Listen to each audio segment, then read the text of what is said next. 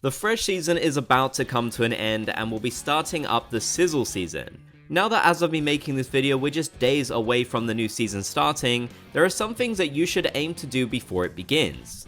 So I'm going to be sharing these tips within this video, so hopefully you can do them yourself. First of all, one of the most important things you should do before the Sizzle season begins is complete your catalog. Now sadly, personally, I haven't really had much motivation this season. May particularly has been a super busy month for me, so I lost a lot of progress on this. But thankfully, Nintendo has decided to release a closeout bonus at the end of the season so that you can get more catalog points than you usually would. There were some really good catalog rewards during the fresh season, honestly, so I definitely think it is worth trying to complete it if you're able to, or at least going after the rewards that you want the most. There are of course lots of exclusive emotes and banners and titles and such that you can only get in the catalog.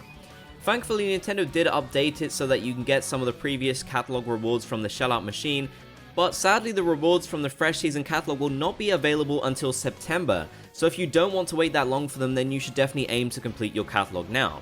I know some of my viewers have completed their catalog time and time over, but I also know there's loads of you who still haven't been able to complete it for whatever reason you might have. So it's definitely a good time to start grinding out catalog levels. You've got that nice closeout bonus which usually only happens during something like a big run or a Splatfest, so now we basically get it for the whole week until the new season starts.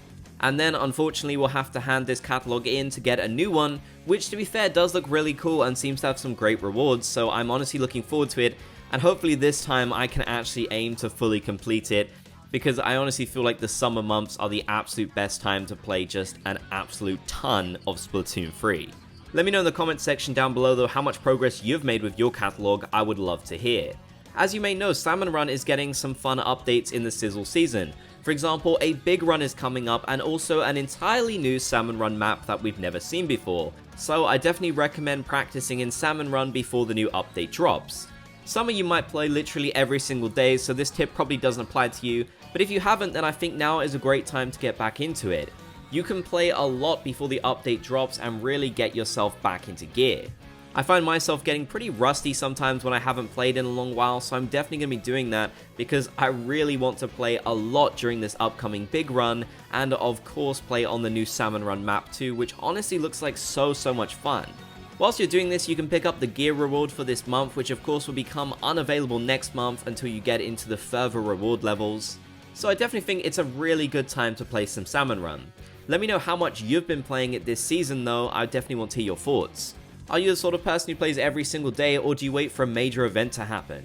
Either way, now is definitely the good time to get started. Next, prepare for challenges. I made a video previously on what you should do before challenges come out, so I'm going to recap on some of those tips that I shared. One of the first future challenges which has been confirmed by Nintendo is a mode where you'll basically be playing in fog. Now seemingly this could be taking place in either Turf War or it could be taking place in Anarchy Battles too. So depending on which specific mode you're playing, there are lots of different elements to consider here. But one thing you can do to help prepare yourself for what I think is going to be a fairly tricky experience is you can actually play some Salmon Run. If you didn't know, there are certain random Salmon Run waves where you can actually get complete fog, and those are the conditions that you have to play in. Now of course Salmon Run is a very different type of gameplay compared to Anarchy Battles and even Turf Wars. But I definitely think having some experience with the fog could be a good idea. Another mode which has been revealed is Trizookas, and I think a lot of you should already have experience with these. Now I'm not 100% sure, but I believe that rather than using any other type of weapon, you'll literally just have Trizookas and you'll be able to fire them off as much as you want. There might be some kind of limitation on how often you could fire them. I could definitely imagine them doing something like that to balance it out a bit, but it definitely seems like you won't be using your regular weapons. So right now I would definitely recommend using a weapon that has the Trizooka as its special, and just get a lot of games done with it. I've been practicing with it quite a lot recently since we learned about this update. I don't have the best aim honestly, so getting that practice in is going to be essential before this drops. The final new mode they revealed is actually one that we haven't really seen anywhere else in Splatoon 3, so I don't know how you'd prepare for this one, and it is basically low gravity where you can jump super high and attack your enemies. Once again, I feel like that could make things fairly tricky for certain weapon classes. Snipers are going to have to deal with people moving around a lot more than usual, which could make things tricky, although perhaps the high jumps might be a good way of predicting your enemy's movements and knowing exactly where to hit them. I don't really think there's any way you can particularly practice with this other than just practicing in the game in general, as it's such a unique mechanic, although I feel like there are some similar things that we have in the single player mode where you can jump on top of things and get really high jumps.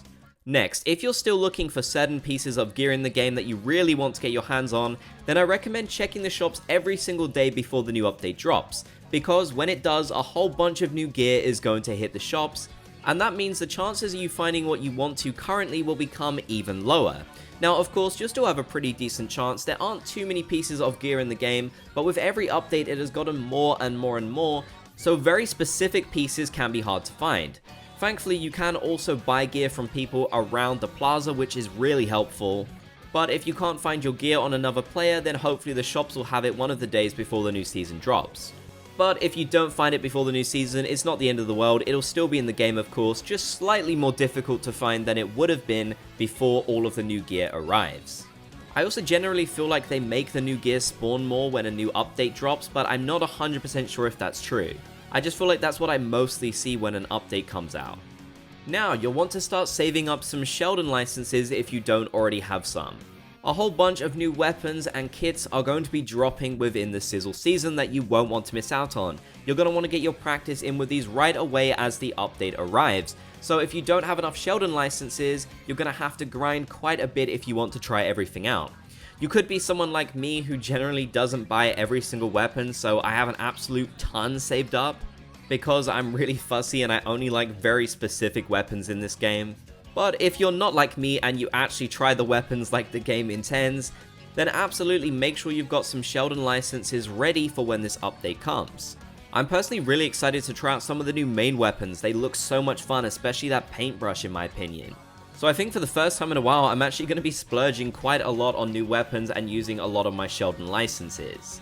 Definitely don't feel like you have to hoard this particular resource, although it might be good keeping a few in reserve just in case for the next update they release a really crazy new weapon that you want to get right away. Thankfully, you'll have all season to save up more, so no worries.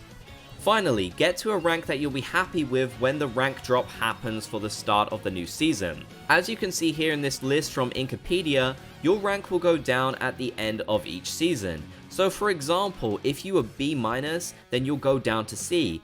If you were B, you will go down to C+, etc.